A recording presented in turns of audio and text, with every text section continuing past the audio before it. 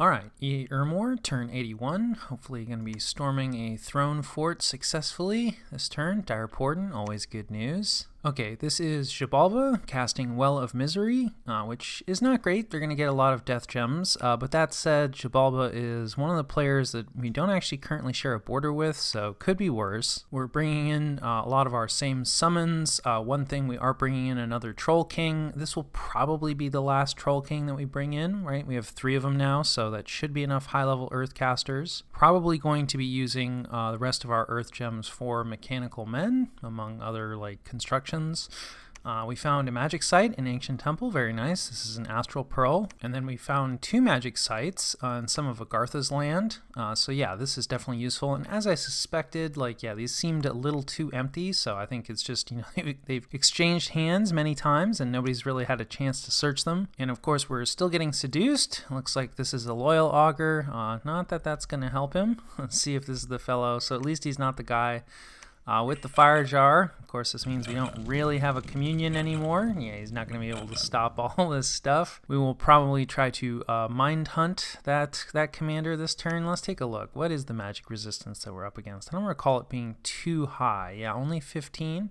So not low, but not high. And then there was a grab bag of battles. Looks like Niflheim is attacking Russ. We have some battles against Independence, our raids against Vanheim, battle against AI Ubar. And I believe this is AI Ubar jumping on top of our palisade. And then, yeah, we have a storm. So hopefully some interesting battles in here. Probably. Yeah, okay, so this is where we were scrying. And as I suspected, Niflheim is taking their main army and moving south towards Russ's capital.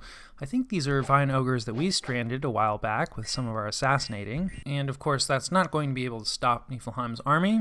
So it looks like it's very unlikely that Russ is going to, you know, take his capital forces and attack our capital, because most likely he's going to try to defend against this thrust. And this also means, right, that the nearby throne is going to be, you know, more on offer, / we're going to be competing for it against Niflheim more quickly.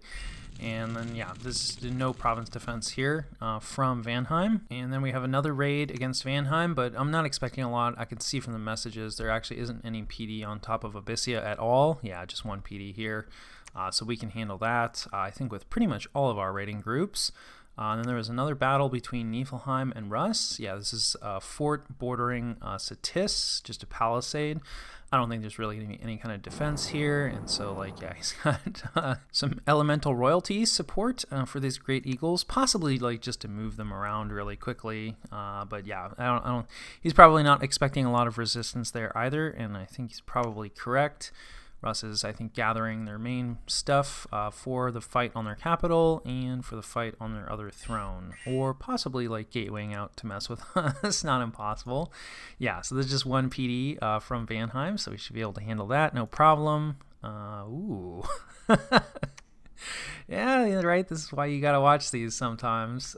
So I didn't actually check if that I missed if it worked out for us. I mean, obviously we lose 2 augurs, so in that sense it doesn't work out. We have some bodyguards. A lot of these bodyguards are just, you know, random chaff that we had, right? So like slingers are not ideal. And then like, what happened here? Was this maybe just a misscript? It does look like, you know, most of them have jumped into the communion. Yeah, so the communion's got the right stuff. Maybe just too much fatigue. Like, yeah, he's not actually making a fire elemental. Ooh, he already used his gem somehow without making a fire elemental. So yeah, something weird must have happened here. Okay, so I rewatched. It looks like he chose to use his gem for Phoenix power, right? And that just takes him from Fire 1 to Fire 2, which he does need, because to cast a full-size fire elemental, you have to be Fire 3, right? Now he is getting a boost from the communion. So I think Phoenix Pyre takes Fire 2. So normally these augurs would need a gem by themselves to cast that. But since he's getting a boost from the communion, he doesn't actually strictly need that gem, but it looks like he was high enough on fatigue, right? Ethereal and Luck for Astral ones are actually relatively fatiguing. Although actually, yeah, he only cast Ethereal. It's not free to jump into a communion, right? So casting Communion Master or Slave does take some fatigue. And yeah, the mages, they really hate to get, you know, high level fatigue. fatigue. They hate to fall asleep. If they have gems that they can spend to avoid that, then they often do. This can probably be fixed by conservative gem usage, so yeah, I'll have to alter that. But yeah, just one of the many little details, right, that can trip things up in Dominions. So like, yeah, we lose 2 augurs there. We do not take the province. That is kind of embarrassing. I think that's also on the border with Femoria, which is not ideal because, we want to try to close that out as quickly as possible. But, things happen. Overall, like, our rating has gone pretty well this turn, so can't complain too much. Right, and no, actually, I don't remember what this is. Oh, yeah, bogus. Okay, yeah, here's our flying guy. Okay, yeah, good. We created a decent amount of chaff. Of course, he lands, oh, God, on our dudes in ropes and nukes a couple of them. Okay, I think that was a disintegrate that got him. We're definitely not going to come away with this for free, and if we had any communion plans, they have now collapsed. But I think that's okay. I think that was a fire elemental communion. So we're not going to get a fire elemental, right, but we're going to get our water or ice elemental. We're going to get a bunch of undead, like, yeah, we're going to get some bane fire and stuff, and our lich is going to advance and cast spells. I don't think that's our, oh yeah, no, we have a lesser air elemental, that's what I'm hearing. I was going to say, air elementals, if they're not planned for, right, that's usually a moment of terror. I wasn't expecting air elementals from Bogus, and like, yeah, we have a lot of guys that could get squished pretty easily.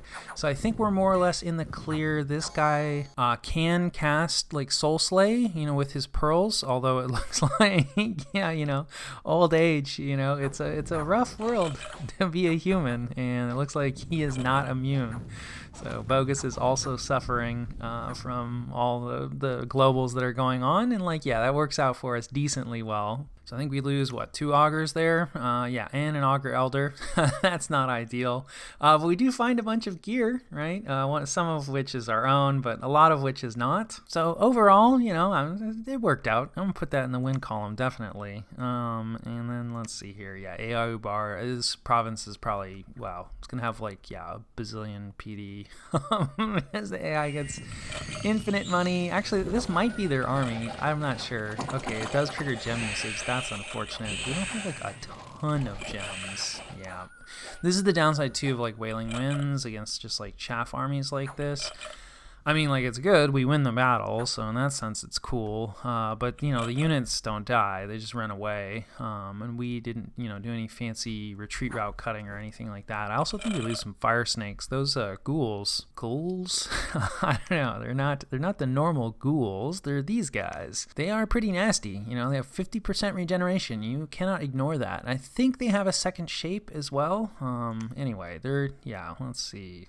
Actually, they only got 4 kills. Now that said, we lost 4 fire snakes, right? So that seems related. And then this fellow did get a lot of kills, but he was probably actually just, yeah, banishing undead, I'm guessing.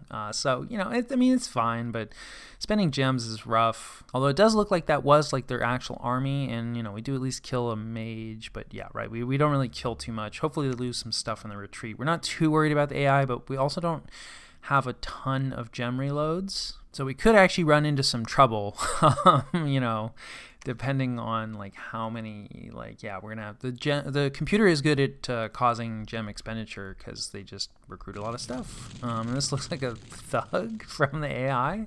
That's interesting. Of course, yeah, he's unkitted. He put Phoenix Pyre on himself. Interesting. It's lesser fire elemental. Sure, why not? I don't think our lone Centurion is going to be able to handle this situation, alas. And like, yeah, no confusion there. And then we are attacking, yeah, this is the throne fortification, so maybe there's a bunch of skin shifters in here. Maybe it's just a Rusian wizard and a white mage. Yep. And like, yeah, this is looking interesting. I'm assuming this is probably Howl, which is always useful during a siege and might trip us up. I don't know if I did enough attack rear, and I don't know what this is. Could be a lot of things. Could be Foul Vapor, Zach. No, he doesn't have the gems for it. Anyway. Normally I wouldn't be too worried about a battle like this, but we don't actually have a ton of stuff. Yeah, there's the Howl. So we do at least get Army of Gold out. So like it's gonna be pretty difficult for wolves to kill stuff, but like, yeah, he's just generating a bunch of chaff. Let's see what the white mage did. So yeah, it looks like the plan is to just kind of thug with the white mage, which, yeah, is a totally valid plan. Like, he's going to be decently difficult to take out, like decently high protection. Against mundane weapons, that's going to be much higher, right? Yeah, 31. Now that said, like trolls, especially with strength of giants or weapons of sharpness, and we might have managed to get both on them. They're definitely enough to cut through that protection, though they will struggle with the defense, but I just don't think we're going to quite ever reach there, right? Due to the howl. And he also made a ton of bugs. Let's turn on team colored squares. Yeah, okay, so we are managing to kind of cut our way through the chaff, especially like once we get rid of the bugs, we'll be in better shape. But it's not impossible that, okay, we have some time before the battle time's out. Yeah, and then we managed to route, okay, there we go. The wall defenders are gone, so now it's just a question of, right, can we get this troll? Or, I'm sorry, can we get this white mage? And like it's not looking great. Yeah, they don't have any cold resistance, so he just puts him to sleep. And of course, like the soul vortex lets him just drain life from them. And like yeah, they just they regenerate. So it's difficult for our fire elemental to get in there. He does have some fire resistance, not quite enough to make him completely safe. But as long as we're just draining life from him. Yeah, maybe that was like an incinerate or something. Looks like we got some decent damage on him, but yeah, he's gonna regenerate it back. So this is not looking good. Hopefully we'll make some more dead. I do think we have an undead caster back there, but that said, it's gonna be really difficult for the dead to actually deal any damage. So yeah, it's a shame that our fire elemental's just like, come on guys, like just move around. The trolls are asleep, so like there we go. Maybe eventually. I think the fire elementals, they cannot be drained by the life drain, and neither can the undead, right? So it's like we kind of need the trolls to like stay asleep. As soon as the trolls wake up, like they're really just providing food for him. And like, yeah, I mean, I knew this white mage was in here, but I don't know. I didn't really think about the thugging potential of a white mage. Yeah, he's got really good morale, so we're pretty unlikely to get the rout. And of course, like our fire mage, she's just like, oh, he's got 5 fire resistance, so like let's just enrage him. Like, why do you think making him angry is going to help us? He doesn't have any friends. And then yeah, some body ethereal spam and everything. I think, oh no, we still have a deathcaster back there. Yeah, because the howl's gone. So although sadly he didn't manage to put up soul vortex, yeah, it looks like he got muted. So he used to be a death 3. We really should have put our Troll King on advance and cast spells, right? Like I'm a big proponent of advance and cast spells, and I just forgot / like was thinking that like, yeah, surely the trolls, let's see if we actually, I guess we didn't get any weapons of sharpness on them. That is sad. So I think if we'd managed to get weapons of sharpness, hard to say. They fell asleep pretty darn quickly, and at some point one of our fire elementals died, so like, yeah, I don't think this is gonna work out for us. Oh, another embarrassing failure on this fort. I'd say that killing like thugs and super combatants short of soul slay is a bit of an issue, right? It's a bit of a blind spot in some ways for early age Ermor. You do have like access to Banefire, which is a really useful spell. But just your delivery platform for it, right, is very susceptible to like bugs and wolves and this, that, and the other. But also it's a bit of a blind spot for me as a player. So, you combine those two things. Hey, and it does kind of somehow work out. So like possibly we saw a different replay, or I guess maybe eventually our fire elemental was able to come through for us. But all things considered, this was a pretty painful victory. I mean, I don't know. We don't lose anything that we can't really afford to lose. Like the Troll King is really like the main thing that we don't want to lose. Losing the trolls at this point, we don't have a lot of units. So normally I'm like pro losing trolls, but also because it's like, well, what are we even going to use our gold for? I'd say that like the trolls are perhaps more useful for us right now than normal. So anyway, yeah, a cool use of a white mage thug that I guess doesn't work out in the end, but certainly could have worked. Definitely looked like it was going to work to me. And then of course old age plagues us as ever. Why? We are getting a ton of revolts. I mean, misfortune scales is why, but it just seems like more revolts than normal. A lot of events have, certain preconditions, most of like misfortune, right? You're not going to get it if you don't have misfortune 2 or something like that. But sometimes it's other game states, and I'm thinking that probably some of these revolt events require a certain level of unrest in the province. So I don't normally see them as much because normally, I have order scales as Ermor, which helps reduce unrest. And then, I try to make sure that there's no unrest in the lands. But of course, ill winter is just causing unrest everywhere. So we're probably getting hit with like more rebellion events than normal is my guess. Regardless, people are not happy, but we get some gems. That's good on the cheap. We like that. And hey, we foresaw a disaster and prevented it. And then we are sitting on 2 of Russ's forts, right? But, we're not actually, actually sieging them down, right? It's just a token eagle, and I forget who we left on this fort. And we're also not dealing any damage to Abyssia. So it does look like Vanheim has some units in Abyssia, and we will probably have to fight for that. But yeah, I'll catch you guys after the jump. All right, this is the situation and what we're doing about it. Our army in the south continues their march towards Helheim. We're actually going to leave our birds at home for a turn. There's really no need to risk them. This fort at the moment is empty. It's possible even just these few units, right? There's a white mage down here. They could come kick our single eagle off. But there's no reason to risk our eagles when our army is going to be next door next turn. So if we do get kicked off briefly, we'll be able to jump back on in force. Then we can move the eagles on, to help recrack the fort. And then, we'll probably lose this cave to the AI because the AI will just continue to attack. But this, we've seen these are just the retreats. So we have just, fire elemental raid coming out with just a little bit of chaff that should be able to recapture this, hopefully, and then maybe push back whatever the computer raid's out with. We might have to, split some mages off from here, or I don't know. We'll try to figure something out, keep the computer from just coming in and taking away a bunch of our provinces.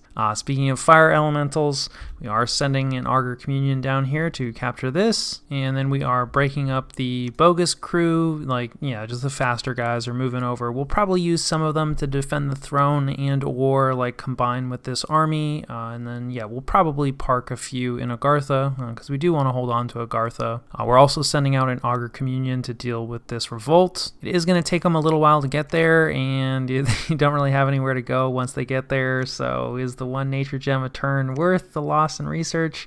Probably at this point, I feel like, in terms of research, we're just going for Evocation 8 for that Pillar of Fire. There might be a few other useful things there. And then Conjuration 8 could be nice in theory, but I'm just not sure we're really going to have the gems to support it. So yeah, anyway, we got to stop these revolts. It's unacceptable. Then we see some of Russ's raiding over here, which, could raid us, but we're hoping is, going to continue to mess with Niflheim. And then, of course, the other big thing is, we're continuing to take Vanheim's land. Again, not anticipating a lot of resistance. We've seen that it's been, absolutely minimal PD for the most part. And then we are moving our eagles as well as kind of our main force on top of this fort, which should be able to crack it, and hopefully we'll be able to deal with whatever's inside. I'm not really expecting too much. And then we're actually going to reinforce this siege, kind of, again, an Augur Communion, a fire elemental. So obviously this isn't going to stop any significant attempt,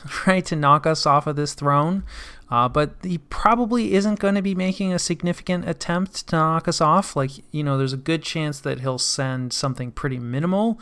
And I think our Augur Communion will be able to stop a minimal attempt. So we're trying to commit just above minimum. And if we lose it, that's fine. We have more augurs. And so we're going to definitely want to keep an eye on this because it definitely looks like Niflheim is going for Russ's capital. And we're going to have to think about, this force in Ermor is probably going to have to come for this throne. Depending on the diplomatic situation and assuming Russ gets locked in their capital, we might be able to use our eagles to just jump on top of this fort and take it really quickly. But as I've said, there's a decent chance that this will trigger a war between Niflheim and myself. But considering the game state, I do think it's worth it. In terms of game state, I don't think we've seen too much new other than it does look like Niflheim has at least this corner of the lake pretty well locked down, which is not good news. We're also going to get a scout in motion to try to take a look. We can at least see the status of this underwater throne. It'll take us a while to get over there, but yeah, this particular scout isn't really doing too much. Otherwise,